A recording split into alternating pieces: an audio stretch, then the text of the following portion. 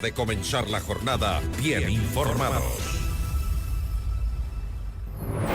Entrevista al día con Hernán Higuera.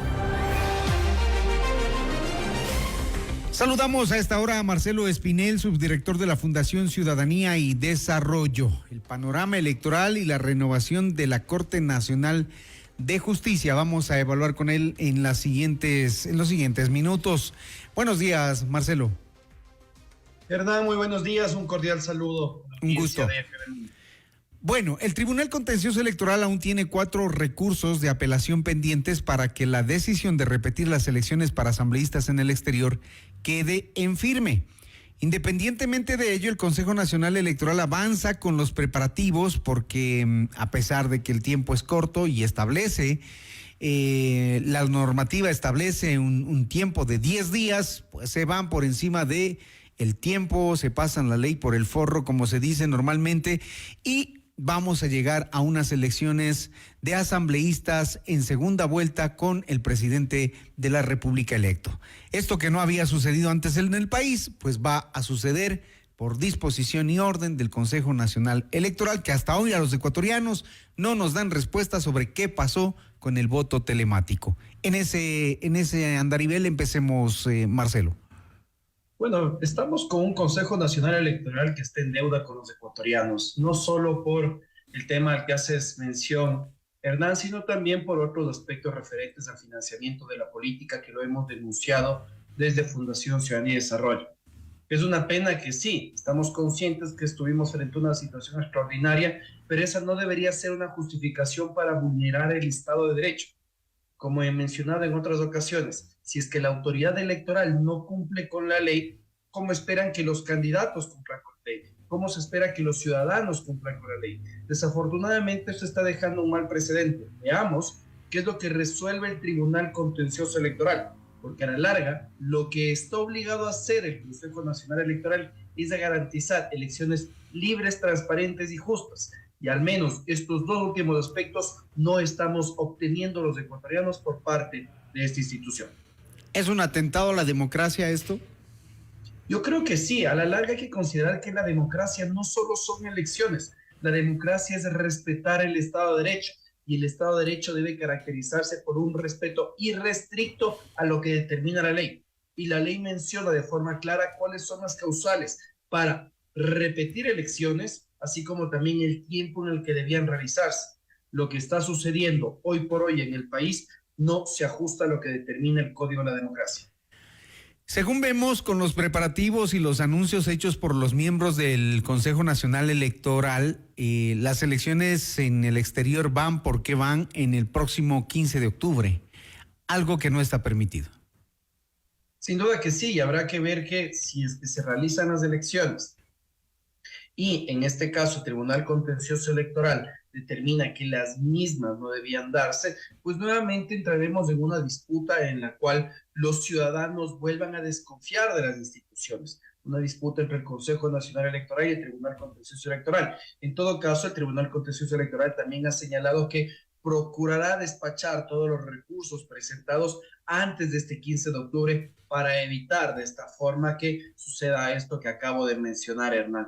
Ojalá que en este caso el Tribunal Contencioso Electoral dé luces a los ecuatorianos y al Consejo Nacional Electoral de cómo proceder, siempre apegados a la norma, siempre buscando garantizar la credibilidad y legitimidad no solo de la institución, sino también de los procesos que vayan a llevar a cabo. Esto también deja un mensaje claro, Hernán, y es que aunque se haya convertido en algo repetitivo, es necesario que la nueva Asamblea Nacional pues piense en las reformas necesarias al Código de la Democracia para enfrentar este tipo de situaciones extraordinarias. Tal vez los ecuatorianos no nos fijamos en el detalle específico que iba a ser necesario de cara a unas elecciones anticipadas. Veamos qué es lo que sucede en los siguientes días y también pues que se pueda aglutinar esta serie de reformas en los siguientes procesos legislativos que lleve a cabo la Asamblea Nacional. Con el tema del contrato del voto telemático, ¿qué hacemos? ¿Por qué no tenemos respuesta? Pese a que la empresa Antroproyectos dice que ya ha entregado 2, 3 informes, pero el CNE, nada de eso para el país. Bueno, tenemos tres aspectos aquí, Hernán. Es una muestra más de que no tenemos una institución electoral transparente. Este tipo de información debería ser conocida por todos los ecuatorianos. Yo no sé cuál es el concepto de información reservada que tiene el Consejo Nacional Electoral, porque claramente se aleja lo que establece la ley de transparencia de nuestro país. El segundo aspecto es que la Contraloría tiene que intervenir. Más allá de la repetición de las elecciones, más allá de la transparencia en los informes presentados por la empresa, se utilizaron recursos de los ecuatorianos que claramente fueron de una u otra manera mal ejecutados. Y la Contraloría General del Estado tiene que determinar quiénes son los responsables de esto y a partir de esto las respectivas sanciones. Y finalmente, pues también creo que es importante que la Asamblea Nacional que se vaya a posesionar considere que esta podría ser una causal de enjuiciamiento político, que también la Asamblea Nacional que se va a posesionar puede retomar el proceso de enjuiciamiento político que ya se estaba llevando en contra de los consejeros nacionales electorales. Veamos aquí la importancia de una Asamblea Nacional dentro de un Estado democrático, más allá de las pugnas, más allá de los afectos y desafectos que podemos tener en contra o a favor de la Asamblea Nacional. Aquí la importancia de este control político que puede hacer la Asamblea Nacional de otras instituciones del Estado. Y en estas condiciones de duda vamos a volver a las urnas los ecuatorianos en aproximadamente 30 días. ¿Qué garantiza que el proceso electoral esta vez no tenga este tipo de fallas? Bueno, a la larga esperemos que no.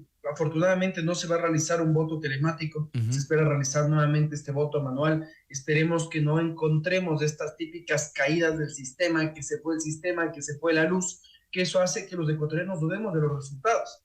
Y más aún cuando son segundas vueltas electorales, que los márgenes entre un candidato y el otro suelen ser muy apretados, pues eso va a generar suspicacia. Esperemos que pueda ser llevado de la forma más eficiente posible por parte del Consejo Nacional Electoral y que de esta forma este tipo de suspicacias, de este tipo de incertidumbre no sean parte de los resultados en octubre próximo.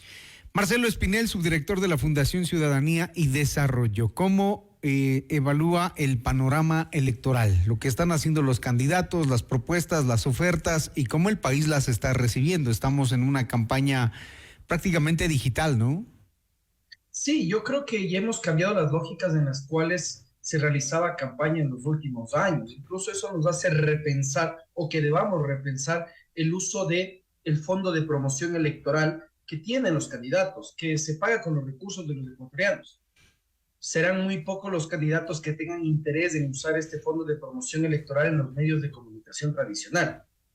Serán muy pocos incluso los candidatos que tengan interés en utilizar este fondo en medios digitales, cuando hemos visto que gran cantidad de los recursos que utilizan los candidatos los destinan al uso de redes sociales, pauta en redes sociales. Desafortunadamente, estos recursos que no son financiados con el dinero de los ecuatorianos, sino con recursos propios provenientes de donaciones, por ejemplo, no se están transparentando adecuadamente. Más allá de que tienen obligación de presentar informes de ingresos y gastos los candidatos, no se tiene la obligación de transparentar cuánto se está gastando en pauta, por ejemplo, en Meta, el anterior Facebook e Instagram. Y esto los ciudadanos podemos conocerlo gracias a una herramienta que implementa Meta que permite determinar cuánto dinero se está gastando en pauta política, pero esto no es del todo exacto. Por otro lado, pues también hemos visto, Hernán, algo que es un cambio en la dinámica de las campañas de Daniel Noboa, así como también de Luisa González. Una Luisa González que, ya se lo ha dicho, trata de mostrar una imagen mucho más amable, un poco más alejada de su candidato a vicepresidencial, así como también de Rafael Correa, de cara a buscar este voto millennial, este voto centennial, y en el caso de Daniel Noboa, una cara tal vez un poco más polarizante que busca capitalizar el voto de aquellos que pues confiaron en su momento en Jan Topic o en Otto Sonnenholzner, así como también en Cristian Zurita en reemplazo de Fernando Villavicencio.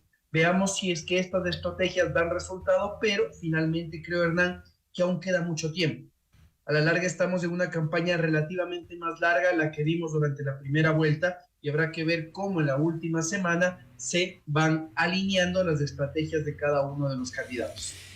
Y bien, y en medio de todo este panorama electoral, las polémicas dentro del Consejo Nacional, las propuestas de los candidatos, tenemos también una situación crítica, complicada, en el Consejo Nacional de la Judicatura y su renovación, un proceso de elección de nuevos jueces, es decir, una pugna interna dentro de la función judicial.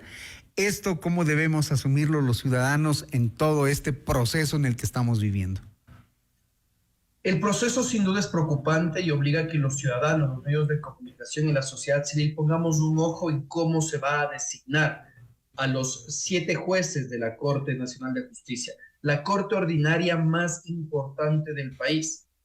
¿Y por qué debemos poner un ojo, Hernán? Porque este proceso está llevado a cabo por una institución que hoy por hoy es cuestionada, por una institución en la cual sus miembros están siendo procesados por la misma Corte Nacional de Justicia. A la larga, este Consejo de la Judicatura está impulsando un proceso que va a designar a quienes serán sus juzgadores. Y esto claramente determina un conflicto de interés. Hemos visto actuaciones que son preocupantes por parte del Consejo de la Judicatura en las últimas semanas, en los últimos meses. Audiencias que no están siendo públicas bajo el pretexto de que es información reservada el proceso disciplinario en contra de una autoridad de justicia. ¿Por qué tiene que ser reservado un proceso disciplinario, en este caso, de alguien que administra justicia a favor o en contra de los ecuatorianos? Los ecuatorianos tenemos el derecho al control social y bajo ningún concepto estos procesos disciplinarios deberían ser catalogados como reservados. Ideas promovidas por el presidente del Consejo de la Judicatura como jueces sin rostro, cuando ya los estándares internacionales determinan que esto va en contra de lo que debería ser un acceso imparcial a la justicia. Y este Consejo de la Judicatura cuestionado quiere llenar de forma tardía y de forma incompleta las vacantes en la Corte Nacional de Justicia. Este proceso recién empieza y por el bien del país, por el bien de la institución, debería ser suspendido.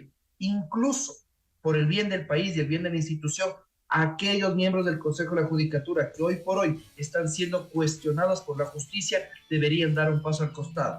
¿Cómo es posible, Hernán, que la institución encargada de administrar el sector justicia sea la que tenga líos con la misma justicia? Es algo de Ripley, es algo irónico, es algo que los ciudadanos no deberíamos considerar correcto dentro del Estado ecuatoriano. Y ya son clásicos de la manera de administrar el Estado, entre las funciones del Estado, si no es la pugna entre ellas, pues son las pugnas internas. Gracias a Marcelo Espinel, subdirector de la Fundación Ciudadanía y Desarrollo, por este análisis sobre el panorama electoral y la renovación del Consejo Nacional de la Judicatura. Muy gentil. Gracias, Marcelo. Ha sido un gusto, Hernán. Buen día. Buen día. 7:00 a.m. Amables oyentes, gracias a ustedes por su sintonía. Nos retiramos. Los citamos mañana a las 6:00 para Notimundo al Día en una nueva emisión. Que tengan un excelente miércoles.